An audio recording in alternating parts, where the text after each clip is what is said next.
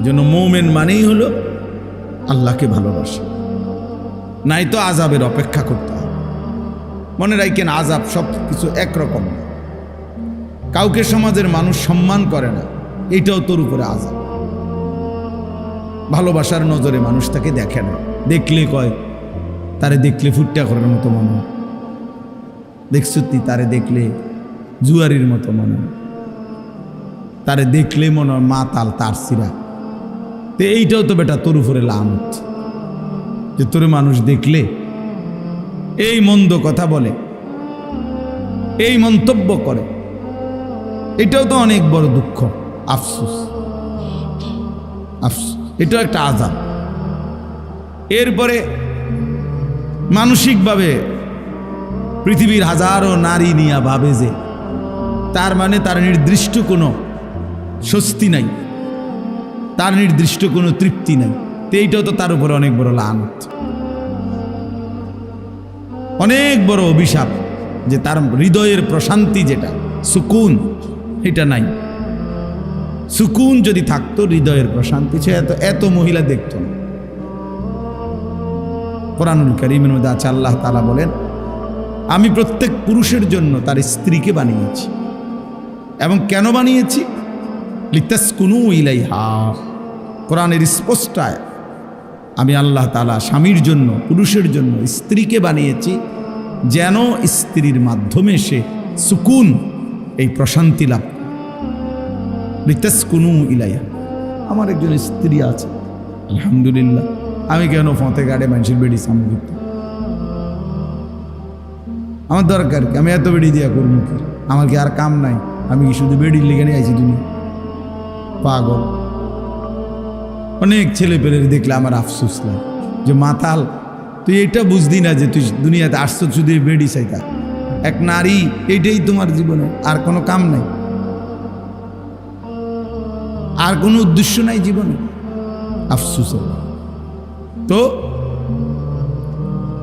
এই জন্য বললাম, আযাব বিভিন্ন ধরনের হয়। মানসিক প্রশান্তি চলে যাওয়া, হৃদয় অশান্ত হওয়া, এটা অনেক বড় আযাব। স্বস্তি নাই, তৃপ্তি নাই। এই হারামখোর যেগুলো দেখবেন, একটারও কোনো তৃপ্তি নেই।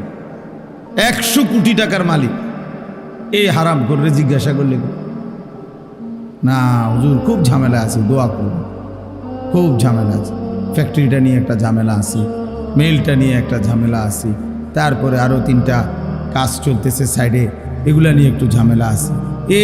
হেতের ঝামেলা আর শেষ হয়, ঝামেলা আর শেষ হয়। লোনও শেষ হয় না, কিস্তিও শেষ হয় না, সুদও শেষ হয় না, নাফরমান। আর তো থামবা কোন দিন? বুড়ো হইয়া গেছো বেটা, 50 বছর 60 বছর, অহনো দুনিয়ায় গুছাইতে পারলা না, তো আখেরাত তো নাই, তো দুনিয়াও তো গুছাইতে পারলা না। খাইবা কোন দিন? খাইবা কোন দিন? এক শয়তানে প্রলোভন দিছে যে এখন উপার্জন করো, পরে আরাম করবা। পরেটা কোন সময়? কত বছর পরে? 200 বছর পরে। তিনি 200 বছর পরে নিয়ে আরাম করবে। এই হলো হালাল। মনে করছে পরে আরাম করবে, এখন আগে পয়সা, ডানে বামে হালাল হারাম জায়েজ না জায়েজ সব কামাই করবে, পরে আরাম করবে। পরে আরাম মানে, কালকে দেখছি পত্রিকার একটা সুন্দর একজন ব্যক্তি, বাংলাদেশের বর্তমান সরকারি একজন পদস্থ ব্যক্তি বলছে, কর্মজীবন এমনভাবে শেষ করবেন যেন কর্মজীবনের শেষে হাতকড়া পড়তে না হয়। আফসোস, আফসোস এটা, যে কেমন জিন্দিগি, যে জিন্দিগি হাতের আঙ্গুলের ইশারায়, দাপটে পুরা আদালত প্রাঙ্গণ থরথর করে কাঁপত। আজকে সেই মানুষ যখন আদালতে যায়, তো সাধারণ মানুষ পিছন দিয়ে থাবড়ায়, হায় অহংকারী, অহংকার, হায় ক্ষমতা, হায় ক্ষমতা, কি নিদারুণ অপমান। নির্বাক তাকায় রয়েছে, একটা শব্দ উত্তর দেয় না। কি বলবে এরপরে? আর কি বলবে এরপরে? আর কি বেইজ্জতি হইতে পারে যে পথচারী ঘাড় সাইয়া থাপড়াইতেছে পুলিশের ব্যারিকেডের ভিতরে? এই সেই আদালত যে আদালতে আঙ্গুলের ইশারায় উঠত বসত। তাহলে অহংকারের দুনিয়া যদি এতটা অপমানজনক হয়, তার আখেরাত কি হবে? তার আমাদের জন্যই ভাবি। রাজনীতির হিসাব মিলাইলে হতো না। আমি কোনো রাজনীতির মানুষ, কিন্তু বাস্তবতা হলে আমার কাছে খুব আশ্চর্য লাগছে যে হায়, কি স্বার্থপর এই দুনিয়া, কি ভীষণ স্বার্থপর, কি আশ্চর্য। এই জন্য ছেলেরা, তোমরাও মনে রাখো, একদিন এই নাফরমানির এই জিন্দিগি নিয়ে, নামাজ নাই, সেজদা নাই, আল্লাহ নাই, নারী, ছবি, মোবাইল, অস্থির দৃশ্য নিয়ে যদি একদিন জীবন শেষ হয়, কুত্তাও নাম নিত না। বলল, কুত্তাও নাম নিত না। কুত্তা বেনামাজি মনে রাখিস, তোর নাম কোন কুত্তাও নিবে না। হ্যাঁ, অসভ্যতা যাদের জীবন, অস্থিরতা, নোংরামি যাদের জীবন, এই যে সমস্ত নারী বেহায়া, বেপর্দা, অসভ্য, কোন জানোয়ারও এদের কথা নাম নেবেন। আজকে সারা বাংলাদেশ আমরা সোহরাওয়ার্দী উদ্যানে হেফাজতে ইসলামের উদ্যোগে মহাসমাবেশ ওই নারীদেরকে থুতু মারছে, যে নারীরা নারীর অধিকারের নামে মানবতার চূড়ান্ত, নারীদের চূড়ান্ত বেইজ্জতি করছে। এই জন্য ভাই, কোনো পাপী পৃথিবীতে দামি হয় না। আমিও না, আপনিও না, আমিও না, আপনিও না, জওয়ানও না, বুড়াও না। কেউ হয়তো নগদ বেইজ্জতি হয়, কেউ হয়তো বংশ পরম্পরায় বেইজ্জতি হয়। আমাদের এই কুমিল্লায় এক জেলায়, উপজেলায় একটা বিশাল বাড়ি দেখাইছে একবার। এই বাড়ি অনেক বড়, এখন গাছরা আছে, খালি পড়ে আছে। তো লোকেরা আমার দেখাইছে, বললো যে হুজুর, এটা এই বাড়ির এমন কিছু মানুষের বাড়ি ছিল, এত সম্পদশালী, কিন্তু প্রতিনিয়ত তারা ছোট বড় সবাই মানুষের উপরে জোর জুলুম করত। কত মানুষের উপরে যে জুলুম করছে, কত মানুষের অন্যায় করছে, কত নারীর সর্বনাশ করছে, কত পুরুষের সর্বনাশ করছে, কত মানুষের সম্পদ লুণ্ঠন করছে, এই জোর জুলুম করত। আজকে তাদের এই পুরা বাড়ি বিরান পড়ে আছে, একটা মানুষ, বংশের একজন লোকও নাই, একটা বাচ্চাও নাই মানুষ। আমি নিজ চোখে দেখছি কতগুলো কুত্তা ঘুমাইতে আছে, বৈশা রয়েছে এটার ভিতরে। অহংকারীর, নাফরমানের পরিণতি।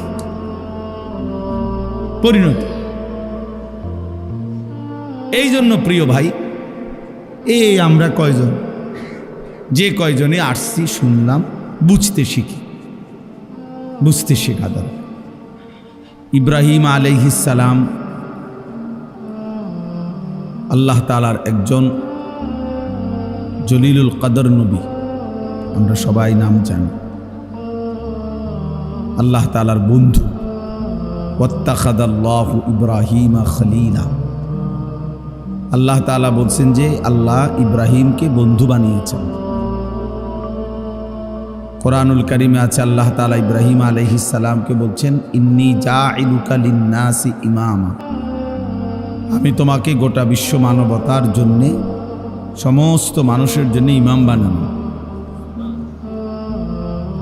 কোরআনুল কারিমের মধ্যে আছে, আল্লাহ তাআলা ইব্রাহিম আলাইহিস সালামকে অনেকগুলো পরীক্ষা করছেন, সবগুলো পরীক্ষায় তিনি শতভাগ উত্তীর্ণ হয়েছে। ওয়া ইযিবতালা ইব্রাহিমা রব্বুহু বিকালিমাতিন ফাআতাম্মাহুন্না। আল্লাহ তাআলা বলেন, আল্লাহ তাআলা তার ইব্রাহিমের অনেকবার অনেক কথা বলেই অনেকভাবেই পরীক্ষা করেছেন, তিনি সব পরীক্ষায় পূর্ণাঙ্গভাবে আদায় করেছেন। ইব্রাহিম আলাইহিস সালাম অনেক দিক থেকে ওনার অনেক বৈশিষ্ট্য। কোরআনুল কারীমের মধ্যে আল্লাহ তাআলা ইব্রাহিম আলাইহিস সালামের ব্যাপারেই বলছেন, হুয়া সাম্মাকুমুল মুসলিমিন, তিনি তোমাদেরকে মুসলিম নামে নামকরণ করেছেন। আমাদেরকে মুসলিম নামে তিনি নাম রেখেছেন। কোরআনুল কারীমের মধ্যে আছে, আল্লাহ তাআলা বলছে ইব্রাহিম আলাইহিস সালাম কানা উম্মাতান, ইব্রাহিম আলাইহিস সালাম একজন ব্যক্তি একটা জাতি, মানে একজন ব্যক্তি একটা জাতি, অর্থাৎ এত বেশি ব্যক্তিত্ব প্রভাব, এত বেশি ওনার সম্মান মর্যাদা খেদমত, যে আল্লাহ তাআলা বলছে সে একাই যেন একটা জাতি। এরকম অনেকগুলো মর্যাদা, সমস্ত মর্যাদার পিছনে একটা বড় কারণ হলো আল্লাহ তাআলা যতবারই পরীক্ষা নিয়েছেন, কঠিন থেকে কঠিন, প্রত্যেকটি পরীক্ষায় তিনি উত্তীর্ণ হয়েছেন।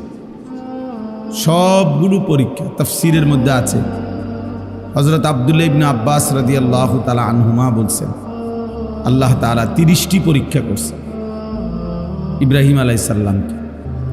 কোনো বর্ণনায় 70টার কথাও আছে। তো এই 30টা পরীক্ষা হোক আর 70টা পরীক্ষা হোক, সবগুলো পরীক্ষার মধ্যে মূল বক্তব্য ছিল একটা জিনিস, সেটা হলো আল্লাহ তাআলা বারবার দেখতে চেয়েছেন যে ইব্রাহিম সর্বোচ্চ ভালোবাসা আল্লাহকেই ভালোবাসে না মাখলুককে, অন্য কিছুকে। এই মূলত পরীক্ষা সবগুলো, আগুনের কুণ্ডলী বলেন, নমরুদের মুখোমুখি বলেন, আর সন্তানকে জবাই করা বলেন, এবং আরো যা সবগুলো পরীক্ষাতে আল্লাহ তাআলা বারবার চেয়েছেন ইব্রাহিমের কলিজা জুড়ে আল্লাহর ভালোবাসা সর্বোচ্চ কিনা। তাফসীরের মধ্যে আছে, সর্বপ্রথম খতনা, আমরা যে পুরুষ খতনা করাই, এটা আল্লাহ তাআলা ইব্রাহিম আলাইহিস সালামকে আদেশ করছে।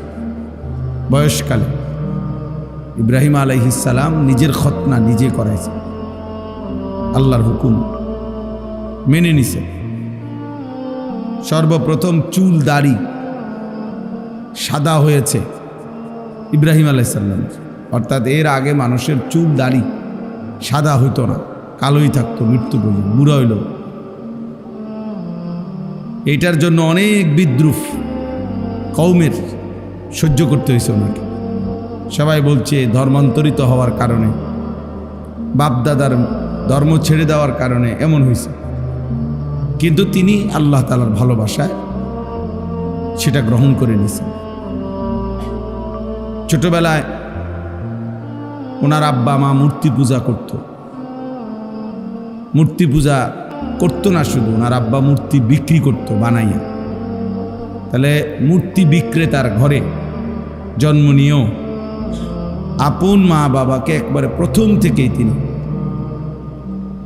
মূর্তির বিরোধিতা করছেন, তাওহীদের দাওয়াত দিয়েছেন। এটা অনেক বড় মহব্বত এবং হিম্মতের ব্যাপার। ইয়া আবাতি লিমা তা'বুদু মা লা ইয়াসমাউ ওয়া লা ইউবসিরু ওয়া লা ইউগনি আনকা শাইআ। কোরআন শরীফে আছে, তিনি তার পিতাকে বললেন, হে বাবা, আপনি কিসের ইবাদত করেন? মা লা ইয়াসমাউ, যে কিছুই শুনে না, ওয়া লা ইউবসিরু, যে কিছু দেখেও না, ওয়া লা ইউগনি আনকা শাইআন, যে কোনো সামান্যতম উপকারও করতে পারে না। এই ফালতু মূর্তির কেন পূজা করে, ইবাদত করে? তার বাড়ি ছোট্টবেলার থেকেই তিনি আল্লাহর ভালোবাসায়, বাবা মার কুফরিও এক সেকেন্ডের জন্য মেনে নেন নাই, করেন নাই। আগুনের কুণ্ডুলিতে নমরুদ যখন ফেলাইছেন, তখন তিনি জিব্রাইলের মতো ফেরেশতা, মিকাইল, ইসরাফিল, আজরাইল, এই চারজন ফেরেশতাই ওনাকে সাহায্য করতে চাইছিল, তাফসীরে আছে। কিন্তু উনি ওদের সাহায্যও প্রত্যাখ্যান করছেন, বুঝছে না, তোমরাও লাগবে না, যাও, যার জন্য আমি আগুনে পড়তে যাচ্ছি তিনি আমাকে দেখতেছেন, তিনি আমার জন্য যথেষ্ট। হাসবি আল্লাহ, হাসবি আল্লাহ, ইব্রাহিম আলাইহিস সালামের বাক্য, আমার জন্য আল্লাহই যথেষ্ট। 84 বছর বয়সে অনেক কান্নাকাটির পরে আল্লাহ তাআলা ওনার ছেলে ইসমাঈলকে দিয়েছিলেন, একটা সন্তান দান করছিলেন। তো আল্লাহ তাআলা বলছেন, তুমি সন্তানটাকে আদর করবা না, চুমা দিবা না, কোলে নিবা না। বলছি ঠিক আছে। তো দেন নাই, আদর করেন না, আপনি শুধু তাকাইয়া দেখতেন। আল্লাহর ভালোবাসার পরীক্ষা দিচ্ছে, তাফসীরে আছে এই কথা।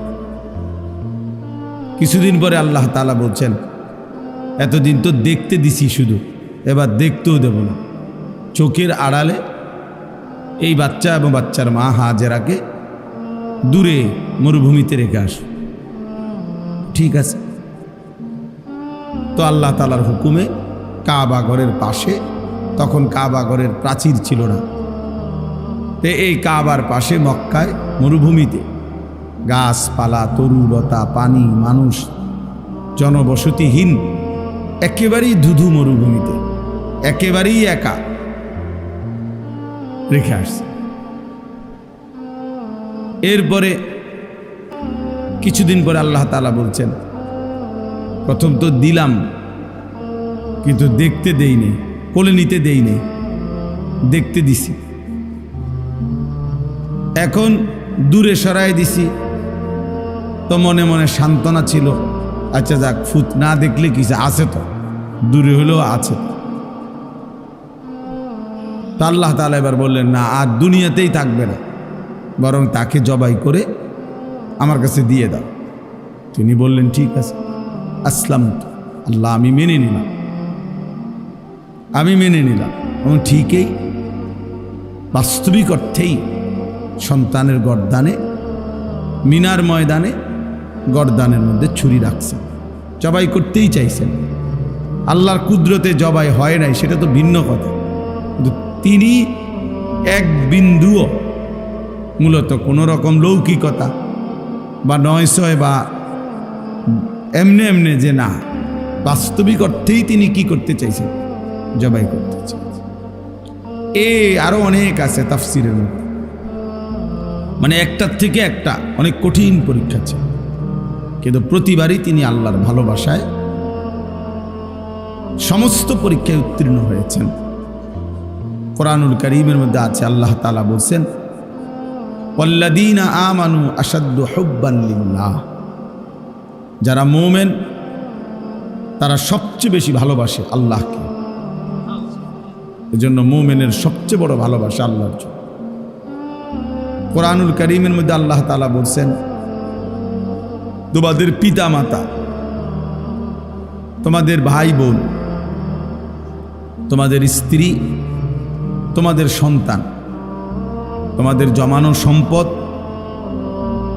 তোমাদের ঘর দুয়ার, তোমাদের পছন্দের বাহন, এই সব কিছুর চাইতে যদি আল্লাহ এবং তার রাসূল এবং আল্লাহর রাস্তায় জিহাদ, আল্লাহর জন্য দুশমনের মোকাবেলা করা, জান দেওয়া, এই 3 জিনিস যদি প্রিয় না হয়, সবচেয়ে প্রিয় না হয়, আল্লাহর ভালোবাসা, আহাব্বা ইলাইকুম মিনাল্লাহি ওয়া রাসূলিহি ওয়া জিহাদিন ফি সাবিলি ফাতারাব্বাসু, তাহলে অপেক্ষা করো, হাত্তা ইয়াতি আল্লাহু বিআমরি, অল্প সময়ই আল্লাহর ফয়সালা আসবে, মানে আযাব আসবে। যে জাতির মধ্যেই মুসলমান মুমিন পরিচয়দারী, ইমানদারের পরিচয়দারী, আল্লাহর ভালোবাসা কম, রাসূলুল্লাহ সাল্লাল্লাহু আলাইহি ওয়াসাল্লামের ভালোবাসা কম, এবং জিহাদ ফি সাবিলিল্লাহ, আল্লাহর জন্য জীবন দেওয়া, আল্লাহর দ্বীনের জন্য নিজেকে কোরবানি করার জন্য পেশ করা, এই মানসিকতা যার মধ্যেই কম, তা আল্লাহ তাআলা বলছে তারা যেন আযাবের অপেক্ষা করে। আযাব আসে। আজকে সংখ্যাগরিষ্ঠ মুসলমান আমরা, এই তিন জিনিস আমাদের মধ্যে ঘাটতি। আল্লাহর ভালোবাসায় সামান্যতম মুসলমানের পরিচয় ধরে রাখত আমরা চাই না।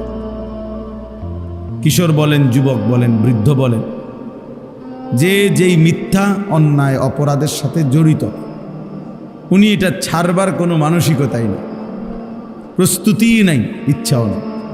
মিথ্যা বলে তো বলেই, চুরি করতেছে তো করতেই আছে, ওজনে কম দিতেছে তো প্রতিদিনই একই রকম, সুদ খায় তো 30 বছর ধরে সুদে খায়, বাটপারি করতেছে তো প্রতিদিনই বাটফা। হ্যাঁ, ছেলে পেলে নামাজ পড়ে না তো অসভ্য, কোনোদিনই নামাজ পড়ে না। ফজরের নামাজ পড়ে না তো একদিনও পড়ে না। গালিগালাজ করে তো প্রতিদিনই গালিগালাজ। এই মানে এক ধরনের অপদার্থ জিন্দেগি, অমানুষের জিন্দেগি, জানোয়ারের জিন্দেগি, হাইওয়ানের জীবন, পশুর জীবন। যে জীবন ধারাবাহিক গুনাহ করে সেটা কোনো মানুষের জীবন না, মুসলমানের জীবন না। কোনো মুসলমানের জন্য ধারাবাহিক লাগাতার গুনাহ করা অসম্ভব। আর যেই কোনো মুসলমানের জন্য গুনাহ হওয়া সম্ভব। গুনাহ হবেই, অপরাধ হবেই, এটা স্বাভাবিক। কিন্তু অপরাধ লাগাতার করতে থাকা এটা অস্বাভাবিক।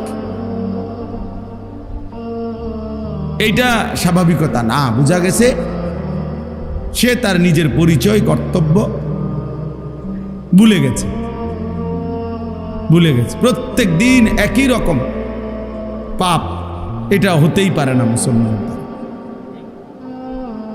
মানুষের দ্বারা।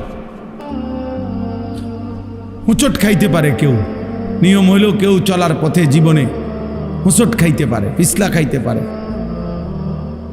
কখনো সখনো কারো কোনো কাজে ভুল হইতে পারে, ব্যর্থতা হইতে পারে, লস হইতে পারে। কিন্তু যে কোনো দুনিয়ার ব্যবসায়ীও এটা বুঝবে যে কেউ লাগাতার 30 বছর প্রতিদিন লস খায় না।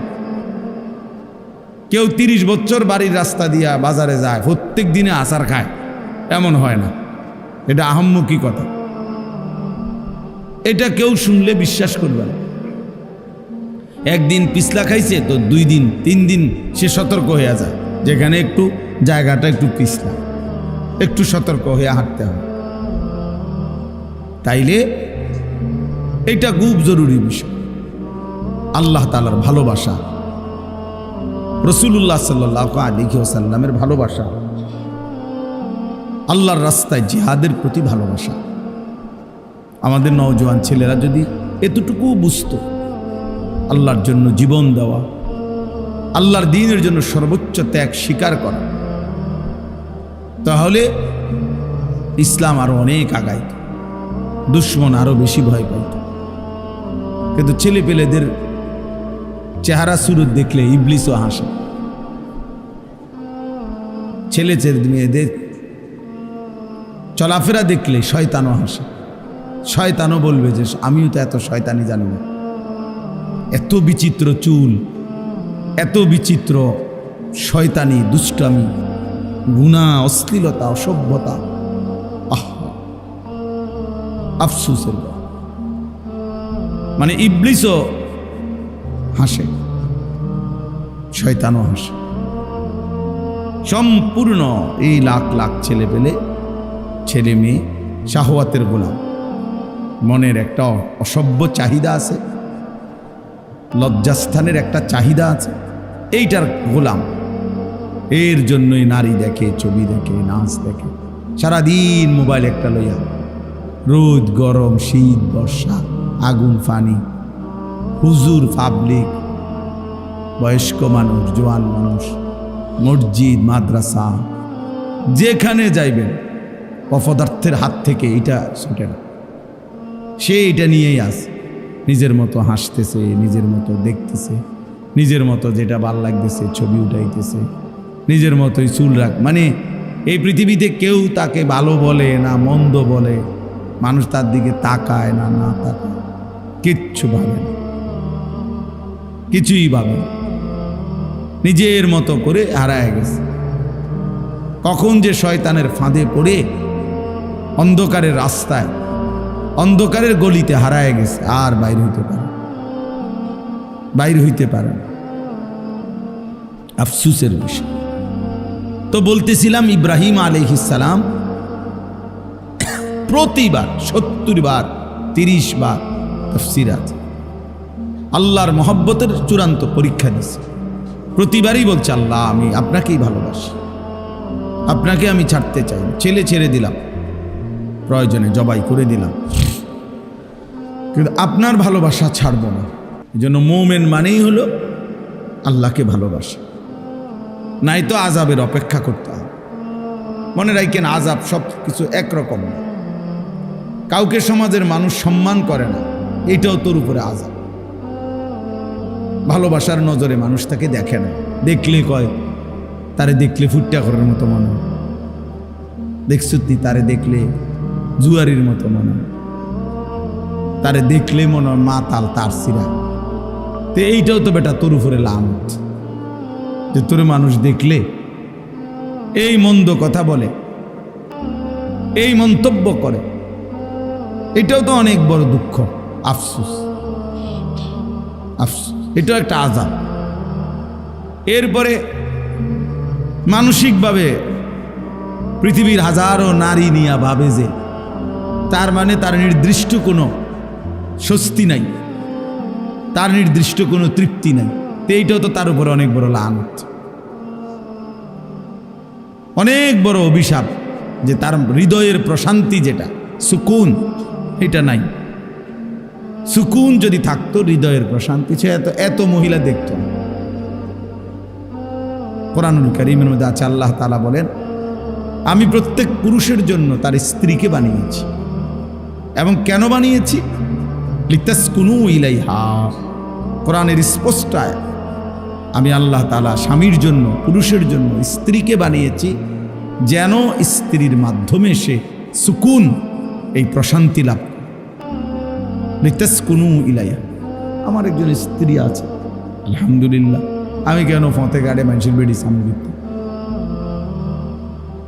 আমার দরকার কি? আমি এত বেড়ি দিয়া করবো কি? আমার কি আর কাম নাই?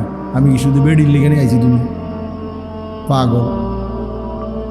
অনেক ছেলে পেলের দেখলে আমার আফসোস লাগে, যে মাতাল, তুই এটা বুঝদি না যে তুই দুনিয়াতে আসছো শুধু বেড়ি চাইতা। এক নারী, এইটাই তোমার জীবনে, আর কোনো কাম নাই, আর কোনো উদ্দেশ্য নাই জীবনে। আফসোস। তো এই জন্য বললাম, আযাব বিভিন্ন ধরনের হয়। মানসিক প্রশান্তি চলে যাওয়া, হৃদয় অশান্ত হওয়া, এটা অনেক বড় আযাব। স্বস্তি নাই, তৃপ্তি নাই। এই হারামখোর যেগুলো দেখবেন, একটারও কোনো তৃপ্তি নেই। 100 কোটি টাকার মালিক, এই হারামখোররে জিজ্ঞাসা করলে, না হুজুর খুব ঝামেলা আছে, দোয়া করুন, খুব ঝামেলা আছে, ফ্যাক্টরিটা নিয়ে একটা ঝামেলা আছে, মেলটা নিয়ে একটা ঝামেলা আছে, তারপরে আরও 3টা কাজ চলতেছে সাইডে, এগুলা নিয়ে একটু ঝামেলা আছে। হেতের ঝামেলা আর শেষ হয়, ঝামেলা আর শেষ হয়। লোনও শেষ হয় না, কিস্তিও শেষ হয় না, সুদও শেষ হয় না, নাফরমান। আর তো থামবা কোন দিন? বুড়ো হইয়া গেছো বেটা, 50 বছর 60 বছর, অখনও দুনিয়ায় গুছাইতে পারলা না, তো আখেরাত তো নাই, তো দুনিয়াও তো গুছাইতে পারলা না। খাইবা কোন দিন? খাইবা কোন দিন? এক শয়তানে প্রলোভন দিছে যে এখন উপার্জন করো, পরে আরাম করবা। পরেটা কোন সময়? কত বছর পরে? 200 বছর পরে। তিনি 200 বছর পরে নিয়ে আরাম করবে। এই হলো হারাম। মনে করছে পরে আরাম করবে, এখন আগে পয়সা, ডানে বামে হালাল হারাম, জায়েজ না জায়েজ সব কামাই করবে, পরে আরাম করবে। পরে আরাম মানে, কালকে দেখছি পত্রিকার একটা সুন্দর একজন ব্যক্তি, বাংলাদেশের বর্তমান সরকারি একজন পদস্থ ব্যক্তি বলছে, কর্মজীবন এমনভাবে শেষ করবেন যেন কর্মজীবনের শেষে হাতকড়া পড়তে না হয়। আফসোস, আফসোস এটা যে কেমন জিন্দিগি, যে জিন্দিগি হাতের আঙ্গুলের ইশারায় দাপটে পুরা আদালত প্রাঙ্গণ থরথর করে কাঁপত। আজকে সেই মানুষ যখন আদালতে যায় তো সাধারণ মানুষ পিছন দিয়ে থাবড়ায়। হায় অহংকারী, অহংকার করি, হায় ক্ষমতা, হায় ক্ষমতা, কি নিদারুণ অপমান। নির্বাক তাকায় রয়েছে, একটা শব্দ উত্তর দেয় না। কি বলবে এরপরে? আর কি বলবে এরপরে? আর কি বেইজ্জতি হইতে পারে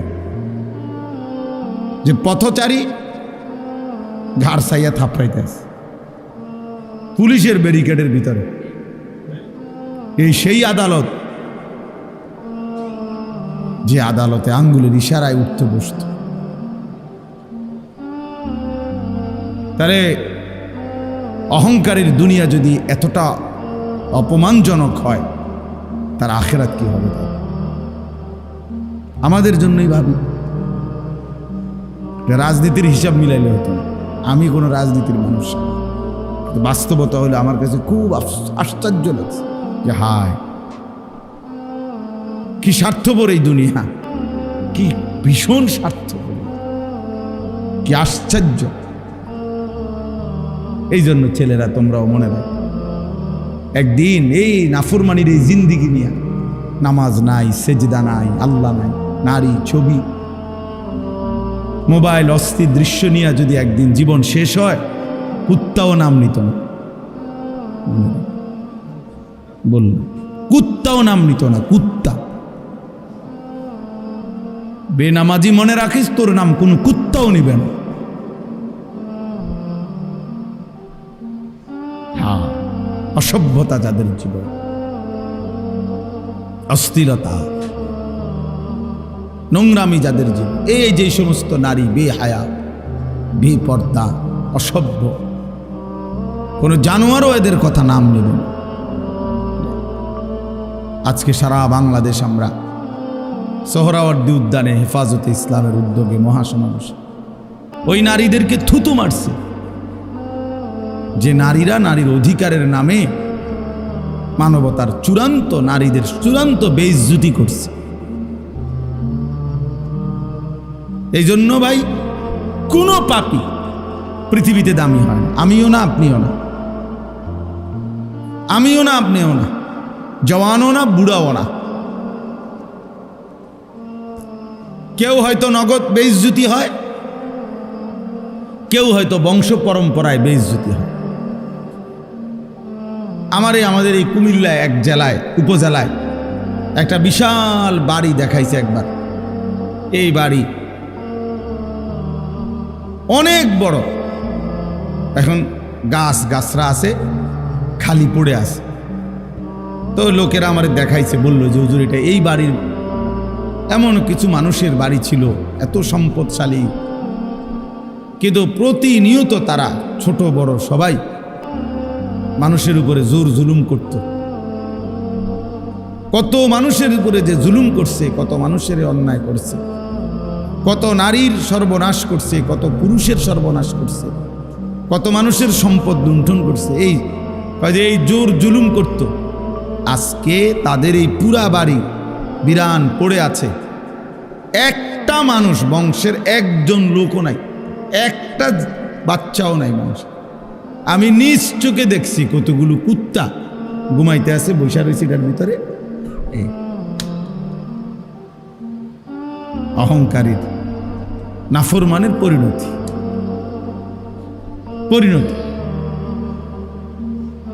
এই জন্য প্রিয় ভাই, আমরা কয়জন, যে কয়জনে আসছি, শুনলাম, বুঝতে শেখা দরকার। আল্লাহকে ছেড়ে তো ইজ্জত মেলে না, সম্মান মেলে না, হয় নগদ নয়তো বংশ পরম্পরায় হলেও একদিন বেইজ্জতি হইতে হয়। আমার কাছে কিতাব আছে, তাফসীর আছে, ইমাম আমাশ রাহমাতুল্লাহ আলাইহি বলছে প্রত্যেক সুদখোর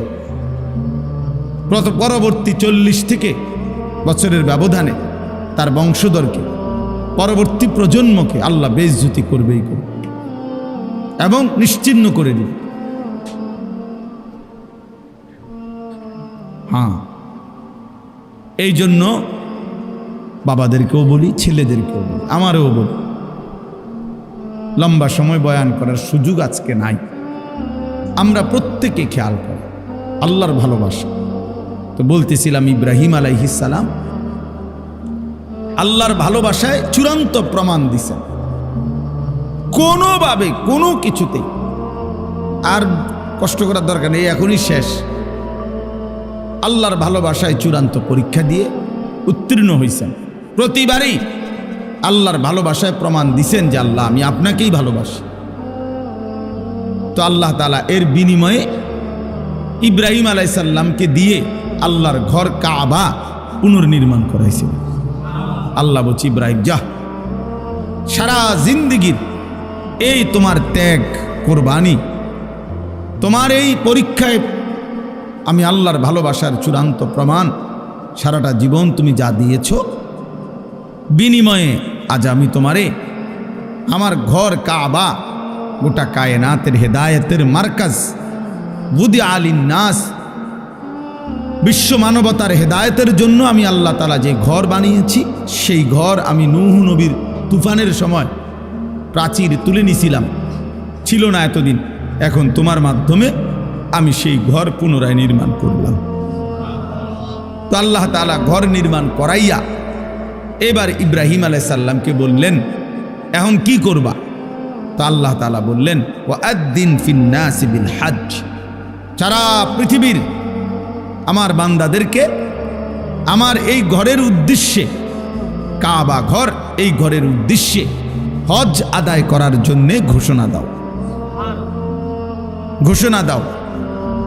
ইব্রাহিম আলাইহিস সালাম বললেন আয় মাওলা, এক মরুভূমি, এখানে তো কোনো মানুষই তেমন উল্লেখযোগ্য নাই, অল্প কয়টা মানুষ।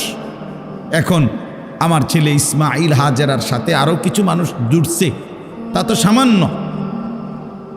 তা আমি এই পৃথিবীর সব মানুষকে কিভাবে হজ্জের ঘোষণা দেব আপনার ঘরের উদ্দেশ্যে? তো আল্লাহ তাআলা বললেন ইব্রাহিম, নিদা মানে আহ্বান, আজান, ডাকা, এটা তোমার দায়িত্ব, পৌঁছানো আমার দায়িত্ব। ওয়া আলাইয়াল বালাগ, পৌঁছানো আমার দায়িত্ব, তুমি দাও, তুমি আজান দাও, তুমি আজান দিয়ে রাখো। এরপরে শোনো ইয়াতুকা রিজালান ওয়া আলা কুল্লি যামিরিন ইয়াতিনা মিন কুল্লি ফাজ্জিন আমিক, তখন দেখবা আগামীর কিয়ামত পর্যন্ত কাছের মানুষগুলো পায়ে হেঁটে আর পৃথিবীর একেবারে সর্বোচ্চ দূর দূরান্ত থেকে মানুষগুলো বাহনে চড়ে আমার এই ঘরের উদ্দেশ্যে আসবে, ঘরের উদ্দেশ্যে আসবে। ফলে যুগ যুগ ধরে আল্লাহ পাক রব্বুল আলামিন সারা পৃথিবীর শেষ প্রান্তেও যেই মুমিন থাকে, ইমানদার থাকে, আল্লাহ তাআলা তার কলবেও আল্লাহর ঘরের প্রতি এক চরম আকর্ষণ আল্লাহ দান করছে। বারবার আল্লাহ তাআলা বলছেন এটা আমার কুদরতি আকর্ষণ, আমি আমার বান্দার কলবে, মুমিনের দিলে, পৃথিবীর যত দূরেই হোক, আমি আল্লাহ তাআলা এই হজ্জের আগ্রহ, আমার ঘর দেখার আগ্রহ, কাবার আগ্রহ আমি দিয়ে দেব, তুমি শুধু একবার ঘোষণা দিয়ে দাও। ইব্রাহিম আলাইহিস সালাম ঘোষণা দিয়েছেন। এবার যেন ইব্রাহিম আলাইহিস সালাম আল্লাহকে জিজ্ঞেস করলেন, আল্লাহ এই হজ্জে যদি আপনার বান্দারা আসে তো কি লাভ হবে?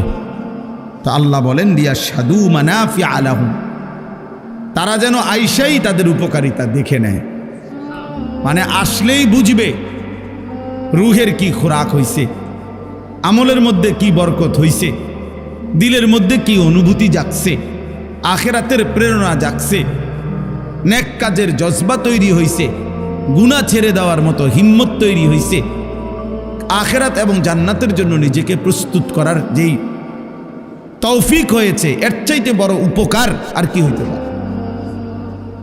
এর চাইতে বড় উপকার। এই জন্য আলহামদুলিল্লাহ যুগ যুগ ধরে হজ্জের বরকতে, আল্লাহর ঘর জিয়ারতের বরকতে, মক্কা মদিনার এই সফরের বরকতে মানুষের জিন্দিগিতে বড় ধরনের কি হয়? পরিবর্তন। অনেক মানুষ আলহামদুলিল্লাহ পরিবর্তন হয়, বদলায় যায়, চেহারা সুরত চলাফেরা আমল আখলাকের মধ্যে পরিবর্তন। এটা উপকার।